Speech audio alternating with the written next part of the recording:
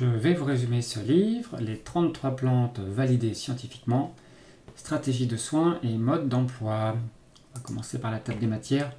Je vais surtout expliquer ce qu'ils ont pu dire, nos deux auteurs, sur les premières pages qui expliquent pas mal de choses vraiment très intéressantes. Et puis je prendrai un exemple sur les migraines avec la grande camomille. Je vous montrerai à la fin l'index des plantes et l'index des maladies aussi, histoire de voir ce que ce livre aborde.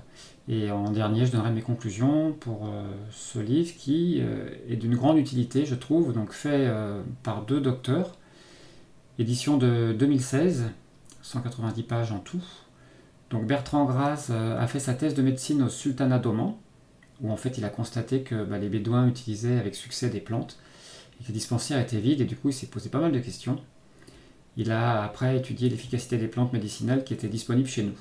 Et puis il a été enseignant à la faculté de médecine de Lausanne et consultant des hôpitaux de Paris. Et Jacques Falquet, qui est plutôt d'une formation biochimiste, a fait une thèse de doctorat sur la structure des chromosomes humains, puis sur l'étude de l'ADN des végétaux supérieurs, en interaction avec les plantes et leurs pathogènes. Et puis enfin, il a été dans le monde associatif et dans l'enseignement, et puis il a fait de l'auto-formation continue et il se passionne pour le monde végétal. Alors en introduction, on va aborder tout de suite le sujet des plantes qui sont validées cliniquement au même niveau qu'un médicament conventionnel. Donc c'est l'affirmation dès le début, et ces informations sont tirées d'études rigoureuses basées sur des preuves. Les informations en général sont d'accès difficile, parce que sous forme d'articles scientifiques abscons, dispersés dans des revues médicales ou techniques et dans des langues diverses qui en final sont très peu lues. Il y a beaucoup d'études qui sortent et il y a en fait très peu de lecteurs et de gens qui compilent ces résultats, surtout quand il n'y a pas d'intérêt, comme on le verra plus tard, pour une certaine industrie. Et en final, comme ils disent dans l'introduction, il reste aussi la vieille méthode empirique qui dit « soigner toujours, guérir parfois ». C'est quand même ça que doivent faire nos médecins, même en cette période un peu délicate de 2020, où en final, c'est pas toujours ce qui a été fait. Et on voit bien que dans ce livre, on repart bien sur cette notion. L'idée est de ne présenter que des soins potentiels, avec quelques plantes reconnues pour leur efficacité. C'est pour ça qu'il parle de 33 plantes. On verra que c'est très rigoureux, c'est à la fois pour les médecins et un guide pour tous. Et on verra avec l'exemple de la grande camomille comment chaque plante est structurée. Le chapitre suivant, c'est basé sur les savoirs ancestraux en final. Et on va partir à Bamako et sur l'histoire du palu tel qu'il avait vu dans sa thèse, où ils ont interviewé plus de 900 familles qui utilisait 160 recettes de remèdes traditionnels, dont 66 plantes. Et il y avait une plante qui sortait du lot, c'est l'Argemone mexicana, avec 100% de guérison. A noter que c'est valable aussi pour les personnes là-bas, et peut-être pas pour les Européens.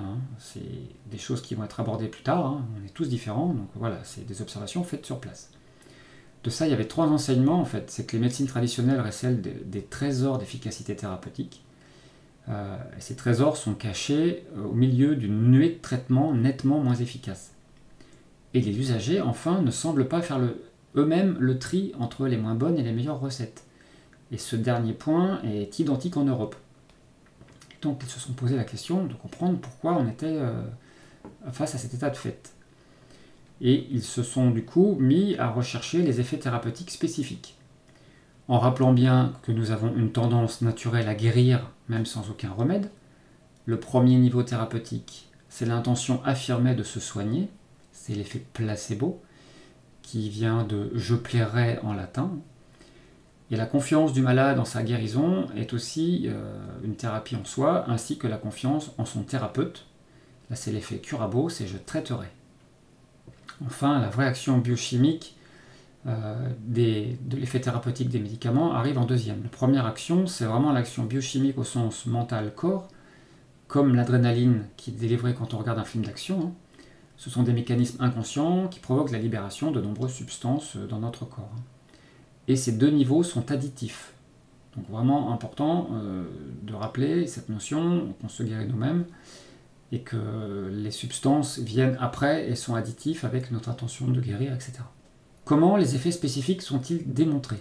Donc sur ce point, les auteurs vont nous expliquer qu'une étude clinique permet d'approcher la réponse à la question suivante: quel est le devenir d'un patient traité avec tel remède comparé à son devenir sans ce remède?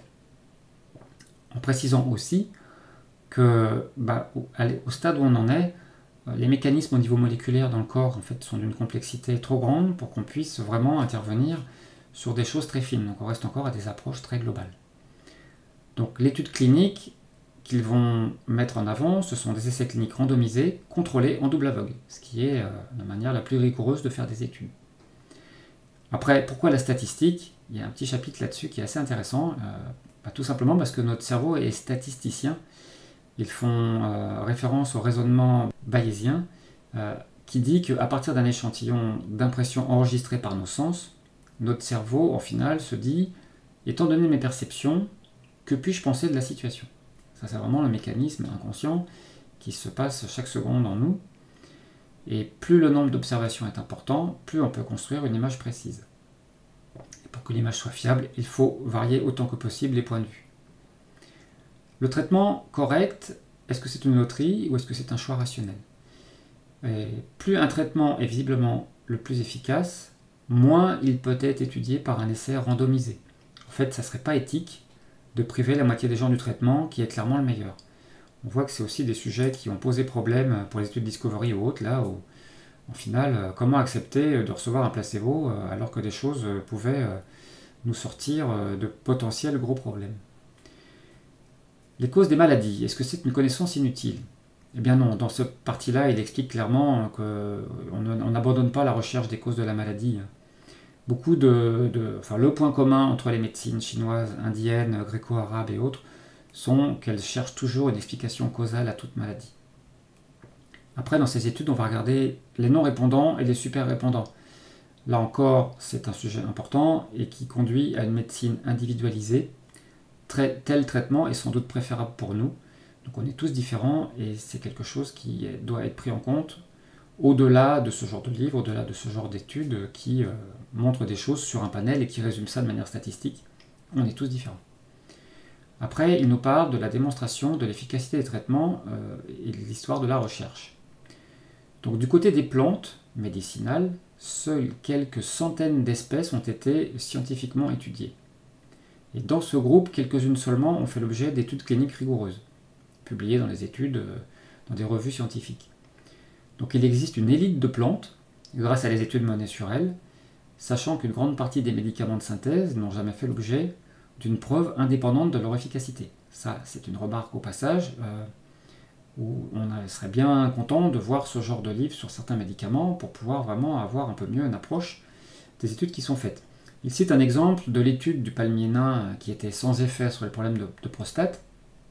Au final, les auteurs étaient issus de l'industrie pharmaceutique qui fabriquait un médicament de synthèse pour ce problème. Donc effectivement, sur ce chapitre, il insiste, et je ne vais pas aller en détail non plus, mais la recherche publique n'a strictement aucun intérêt et aucun potentiel pratique pour le commun des mortels.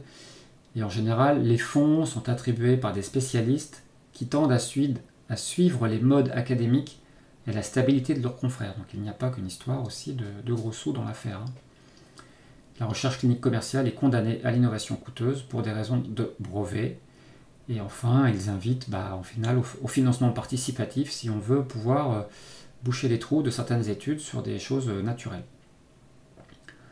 Donc, les plantes dispo dans nos régions sont validées dans ces études qu'ils vont être citées et auront des assurances que les connaissances toxicologiques sont suffisantes pour garantir un usage sûr. Parce que du coup, toutes les plantes que l'on peut trouver, on verra les mises en garde à la suite, il faut vérifier que les écarts entre les doses conseillées et puis les doses, on va dire, qui sont plutôt gênantes pour nous, l'écart est assez grand. Il précise aussi que les compléments alimentaires ne sont pas nécessaires dans la plupart des cas. Le diagnostic et la prescription, une partie importante, puisqu'on va voir un aspect paradoxal par rapport aux manuels d'aide au diagnostic qui sont destinés aux non-médecins. En fait, ça a été construit et validé par l'expérience, et c'est présent dans pas mal de pays, et dans 96% des cas, ça apporte une décision correcte.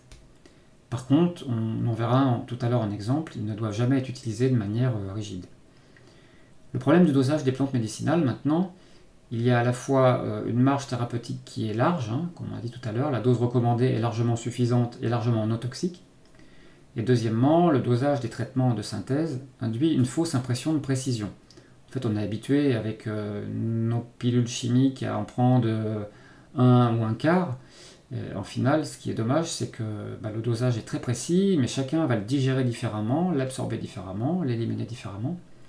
Et en final, ces doses nous font croire que c'est précis et que c'est très bien, mais en final, pour tout remède naturel ou synthétique, ils nous disent qu'il convient de chercher par essai successif la dose idéale pour chaque personne. Chose qui s'applique pour les plantes, mais qui devrait aussi s'appliquer pour les médicaments de synthèse. Alors, est-ce qu'on doit prendre une plante entière ou un extrait? Eh bien, ça dépend des plantes. Quand une substance responsable de l'activité est identifiée, et bien, au final, la standardisation a un sens, par exemple le chardon-marie. Sinon, c'est l'autotome des plantes, donc la plante dans son entier, qui du coup a des effets dus à différents constituants qui la composent. Et les connaissances ont été oubliées parce que non commerciales. Ça, c'est un chapitre qui nous explique effectivement que la propriété intellectuelle est un vrai souci. Et d'un autre côté, un produit ne peut pas être breveté s'il est d'usage traditionnel. Il nous parle aussi du protocole de Nagoya, où en final, les accès aux ressources génétiques et les partages doivent être équitables, et ce qui n'est pas forcément toujours le cas. Il existe des études qui valident des traitements non commercialisables, mais passent souvent inaperçus dans le flux continuel d'informations. C'est un peu dommage. Il prend l'exemple de la bouillotte, par exemple, pour les règles douloureuses, qui, en final, sont totalement oubliées des textes médicaux officiels, alors qu'une étude montrait largement sa supériorité sur les médicaments de synthèse.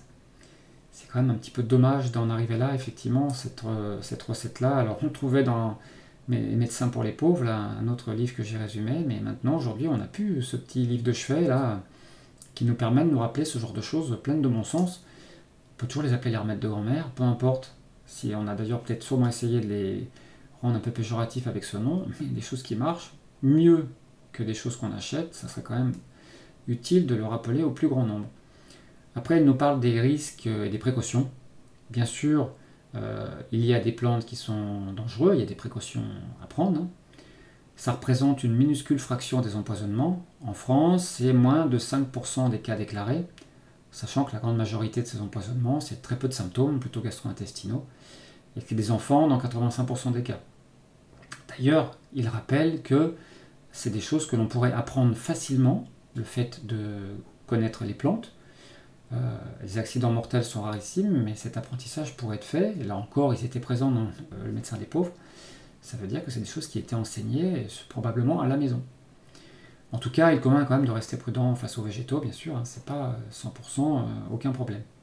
Du coup, ils abordent des plantes déconseillées. Là, je vais faire court. Il y a des études récentes qui suspectent une toxicité à long terme au niveau du foie, comme la consoude par exemple. Donc on dit bien à long terme, ou la bourrache, qui est sans danger si usage modéré et occasionnel. Il y a des plantes qui peuvent être allergisantes, comme les euphorbes. Il y a des huiles essentielles aussi à utiliser avec prudence. La sauge, l'hysope, la sarriette, le thuya en sont des exemples.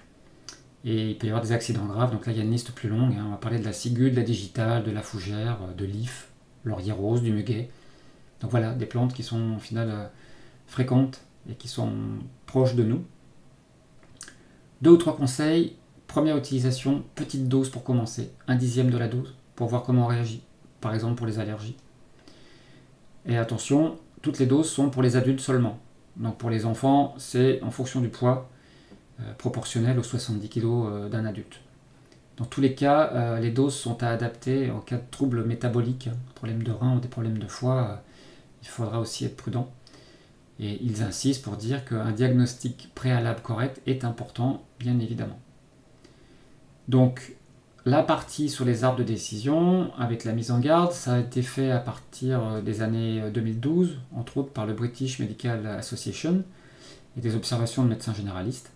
Ça ne remplace ni le bon sens, ni l'expérience, ni l'avis d'un professionnel de santé, et à chacun s'assurer que son problème ne nécessite pas d'autres mesures d'urgence, bien sûr. Et si pas de résultat dans les délais sont indiqués sur chaque plante, eh bien, il convient de se tourner vers son médecin. Je prends un exemple ici sur le mal de tête, qui est en final le plus simple en termes d'arbre de décision.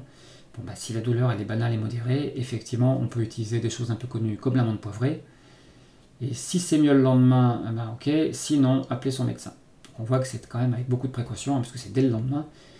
Bien sûr, l'autre branche, Sur l'autre côté, s'il y a des nausées, des vomissements, une vision troublée haute, et là c'est directement médecin. Donc prenez des précautions par rapport à ce genre d'arbre de décision, hein. Il y en a comme ça une petite dizaine en fonction des différents soucis. Et après on arrive aux fiches plantes en finale, où on va parler de l'identification, de ces modes de préparation, la posologie, la durée du traitement et les précautions. Donc je vais vous montrer l'exemple de la grande camomille. Donc en vert, on va retrouver ça sur toutes les plantes, c'est une notion d'étude, hein.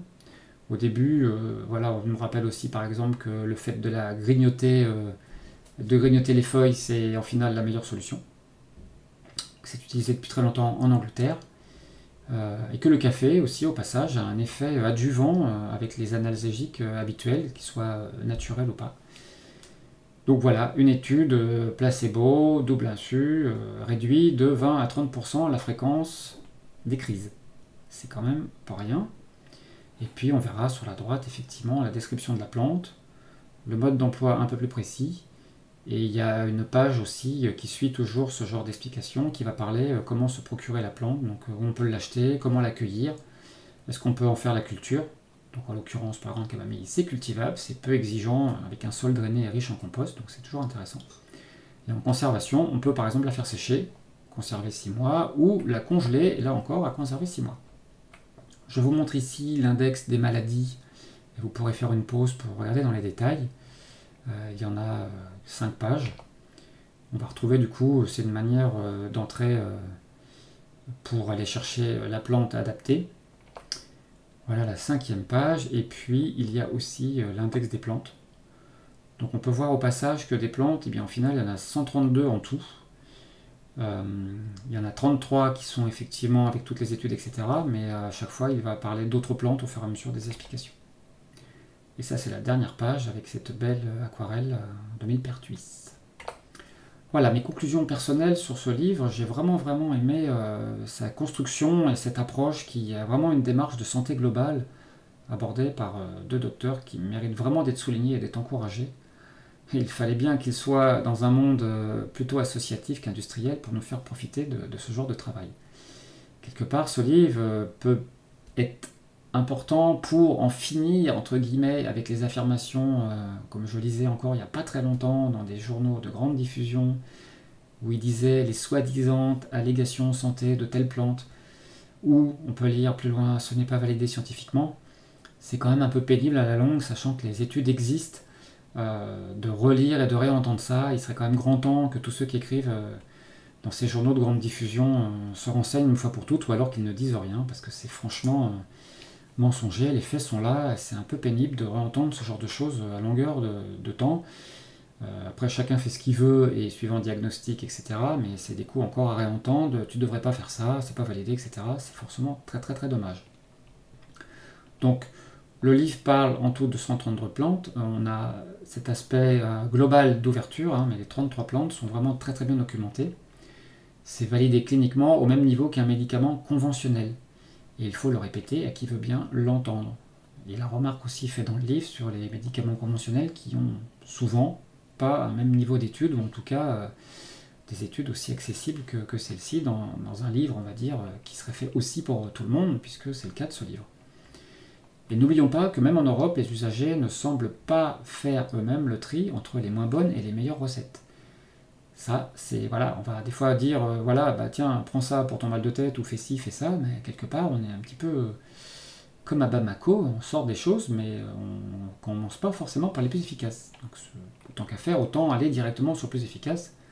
Ça évitera de se retourner vers des médicaments chimiques, parce que les premières choses qu'on a entendues ne fonctionnent pas si bien que ça. Bien sûr, tout ceci ne doit pas nous faire abandonner la recherche des causes de maladies, bien sûr, c'est fondamental, hein. C'est d'ordre 1, ça devrait même être marqué sur la couverture, toujours rechercher les causes. Maintenant, pour tout ce qui peut durer depuis longtemps, et quand on fait aussi le chemin qu'il faut par ailleurs pour corriger les causes, et on ne peut pas rester avec des choses qui nous limitent. Et voilà, une plante fera forcément plus de bien en accompagnant cette étude de changement pour les causes qu'un médicament chimique, puisqu'on va minimiser les effets secondaires dans tous les cas. Les auteurs soulignent l'intérêt d'une médecine individualisée. Ça, c'est fondamental aussi. On est tous différents, On réagit tous différents aux diverses substances, donc rappelez-vous cette notion de démarrer avec des doses douces, et vous verrez aussi dans les durées préconisées, des fois c'est 3 mois, voilà, c'est pas des choses qui sont immédiates, c'est des fois ce qui dérange aussi, parce qu'on voudrait des choses qui soient plus rapides, mais il vaut sûrement mieux quelque chose de plus lent et qui soit acquis que quelque chose de rapide qui nous renvoie vers d'autres symptômes et d'autres soucis de santé. Enfin, il montre suffisamment d'exemples qui expliquent pourquoi la présence des brevets et les intérêts financiers des vendeurs de substances chimiques plombent la communication et l'usage des plantes, pourtant largement efficaces. Ça, c'est bien dommage, on ne va pas insister, mais c'est comme ça. Ça reste quand même d'ordre 1 par les temps qui courent de mettre en avant des nouvelles choses qui ont des gros brevets nouveaux et des coûts au traitement qui sont à des centaines d'euros. Et c'est franchement bien dommage, voyant tout ce dont on dispose par ailleurs. Bien sûr, il y a des plantes déconseillées, comme on pouvait l'apprendre dans les anciens temps. Je mettrai en référence mon livre sur le médecin des pauvres, ça vaut le coup d'aller jeter un petit coup d'œil. C'est vraiment intéressant. Et il est important d'avoir un diagnostic médical pour tous les mots importants, bien sûr, il faut le répéter, c'est important. Avec du bon sens et ces nouvelles informations, nous pourrons aller un peu plus loin dans la reprise de responsabilité de notre santé. Voilà, c'est tout ce que je vous souhaite. Voilà pour le résumé de ce livre.